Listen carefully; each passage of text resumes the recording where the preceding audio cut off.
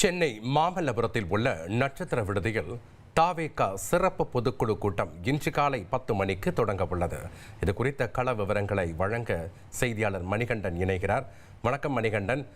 ஒரு மாத கால இடைவெளிக்கு பிறகு தாவேகா தன்னுடைய அரசியல் பயணத்தை முன்னெடுத்திருக்கிறது. இன்றைய தினம் சிறப்பு பொதுக்குழு கூட்டம் நடைபெற இருக்குது. இந்த சிறப்பு பொதுக்குழு கூட்டத்தில் என்னென்ன தீர்மானங்கள்லாம் நிறைவேற்றப்பட வாய்ப்பு இருக்கிறது, யாரெல்லாம் கலந்துக்க இருக்கிறாங்க, அதுக்கு என்ன ஏற்பாடுகள்லாம் செய்யப்பட்டிருக்கு, விவரங்கள் என்ன?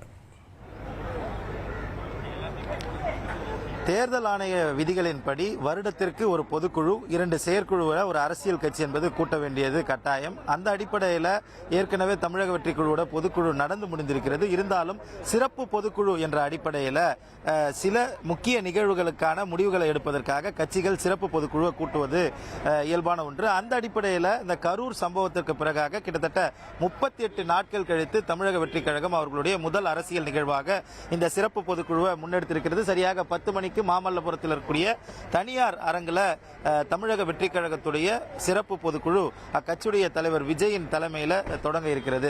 மிக முக்கிய முடிவுகள் கட்சி ரீதியிலான உட்கட்டமைப்பு மேம்படுத்துதல், 2026 சட்டமன்ற தேர்தலை சந்திப்பது உள்ளிட்ட பல்வேறு முக்கியமான நிகழ்வுகளுக்கு பல்வேறு முக்கியமான முடிவுகளும் இந்த கூட்டத்தில் எடுக்கப்பட இருக்கிறது.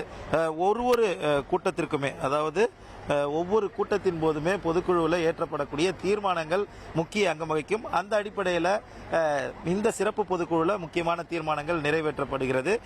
கரூர் உயிரிழந்த நபர்களுக்கு இரங்கல் தெரிவித்து முதல் தீர்மானமும், பெண்கள் பாதுகாப்பு, குறிப்பாக கோவையில் மாணவி கூட்டு பாலியல் வன்புணர்வு செய்யப்பட்ட விவகாரம் தற்போது அரசியல் சூழ்நிலையில் பரபரப்பை ஏற்படுத்தியிருக்க நிலையில் அதற்கான பெண்கள் பாதுகாப்பு தீர்மானம், மீனவர்கள் கைதை கண்டித்த தீர்மானம், சிறப்பு தீவிர திருத்தம் எனும் SIR-ஐ கண்டித்த தீர்மானம், டெல்டா மாவட்டங்களில் நெல் கொள்முதல் முறையாக மேற்கொள்ளாத விவசாய விரோத அரசுக்கு கண்டனம், வடகிழக்கு பருவமழை முன்னெச்சரிக்கை நடவடிக்கைகளை விரைந்து மேற்கொள்ள வேண்டிய தீர்மானம், பள்ளிக்கரணை சதுப்பு நிலத்தில் கட்டுமானம் கட்டக்கூடாது, அதற்கு எதிர்ப்பு தெரிவித்த தீர்மானம், மக்கள் சந்திப்பில் விஜய் மற்றும் மக்களுக்கு முழுமையான பாதுகாப்பு வழங்க வேண்டும் ஆகியவற்றை குறித்த தீர்மானம், கட்சியின் மீது கட்சி நிர்வாகிகள் மீது அவதூறு பரப்பும் ஆளுங்கட்சி நிர்வாகிகளை கண்டித்து தீர்மானம், அடிப்படை பொது பிரச்சனைகள் கருத்து தெரிவிக்கும் நபர்களை கைது செய்து கருத்துரிமையை நசுக்கும் அரசுக்கு கண்டனம் தெரிவித்த தீர்மானம், முக்கியமாக 2026 சட்டமன்ற தேர்தலில் கூட்டணி மற்றும் தேர்தல் விவகாரங்கள் தொடர்பாக முக்கிய முடிவு எடுக்கும்